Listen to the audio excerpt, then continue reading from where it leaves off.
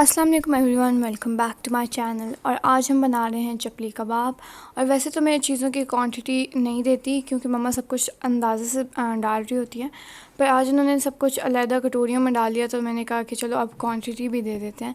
तो सबसे पहले आपने 2 चॉप किए हुए प्याज इसमें शामिल करने हैं। और अगर हमने तो यहाँ ग्राइंडर से किए हैं, आप जितना फाइनली चॉप कर सकते हैं उतने करें और इनका पानी निकाल लें। कबाब में किसी भी किस्म का मॉइस्चर नहीं होना चाहिए। और हमने यहाँ पर 1.5 kg चिकन का कीमा यूज़ किया है। और इसमें 1 टेबलस्पून काली मिर्च है, 1 टेबलस्पून क्रश ज़ीरा और 1 टेबलस्पून गरम मसाला और 1 टेबलस्पून रेड चिली पाउडर।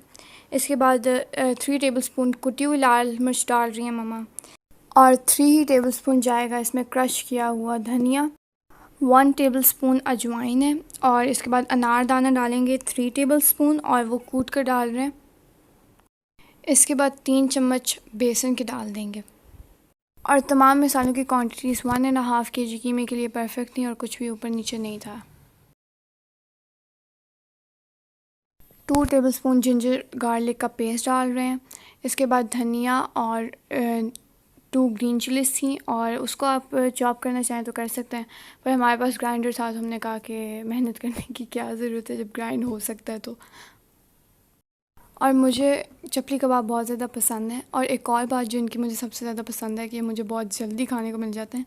तो जब भी अगर बनाने हो तो कीमे को पहले से वो गलाना नहीं होता और बस सारी चीज़ें मिक्स करो और फ्राई करो और बन गए।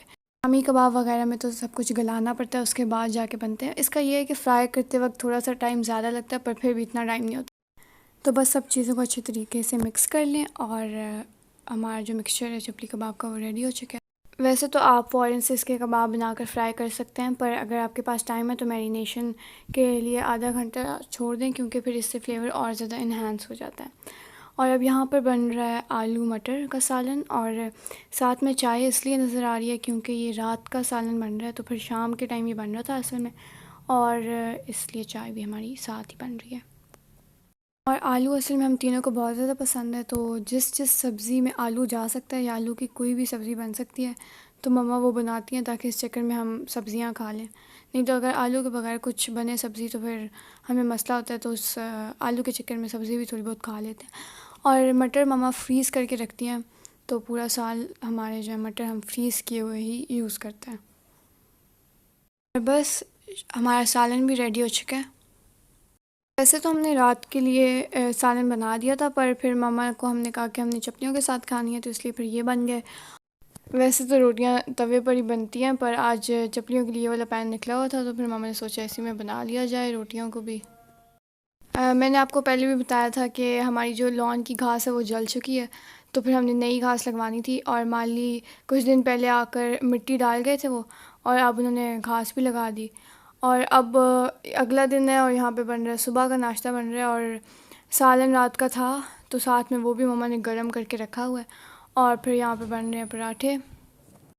वैसे मेरी हर वीडियो में पराठों ने हाज़िरी देनी होती है, तो इसका मतलब ये नहीं है कि हम दिन रात यही खा रहे होते हैं, पर नाश्ते के क्लिप असल में ज़्यादा होते हैं मेरी वीडियोस में, तो इसलिए हर जगह आपको पराठे ज़रूर नज़र आते रहते हैं। और हम लोगों की एक बुरी आदत ये भी है कि जब खाना बनता है तो हम लोग अपने अपने रूम में उठा के ले जाते हैं और सब ने सामने मोबाइल रखे होते हैं, तो मोबाइल के साथ सामने रख के तो उसके बाद हमने खाना खाना होता है। तो मम्मा तो कहती है इकट्ठे बैठ के खाओ, पर हम लोग ऐसा करते नहीं हैं। बस ये है कि जब स्कूल जाना हो तो तब सुबह के टाइम सब कुछ जल्दी पड़ी होती है तो फिर डाइनिंग टेबल पर बैठ जाते हैं। और अब यहाँ पर मम्मा ने आज सोचा कि किचन वॉश करा लिया जाए क्योंकि ये भी काफ़ी गंदा हुआ हुआ था। दिन का सबसे ज़्यादा टाइम किचन में गुजरता है तो ये सबसे ज़्यादा जल्दी गंदा भी हो जाता है। और दूसरी बात ये है कि इसमें खाना बनता है और इसलिए फिर किचन की सफाई सबसे ज़्यादा ज़रूरी है।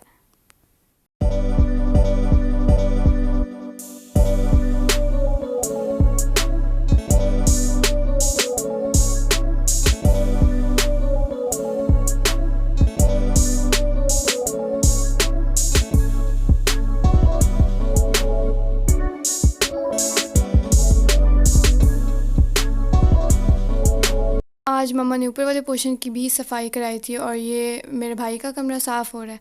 और ये टेरेस के साथ है तो ये सबसे ज़्यादा जल्दी गंदा हो जाता है और वुड लगी हुई है तो और ज़्यादा प्रोमिनेंट होता है। तो इसको तो और पोर्शन पूरा साफ़ हो या ना हो, ये वाला कमरा तो साफ़ करना ही होता है। तो सफाई करने के बाद मम्मा ने कहा जो कल चपलियों का मिक्सचर था उन्हें भी सारे कबाब बनाकर फ्रीज़ कर दिए जाएं।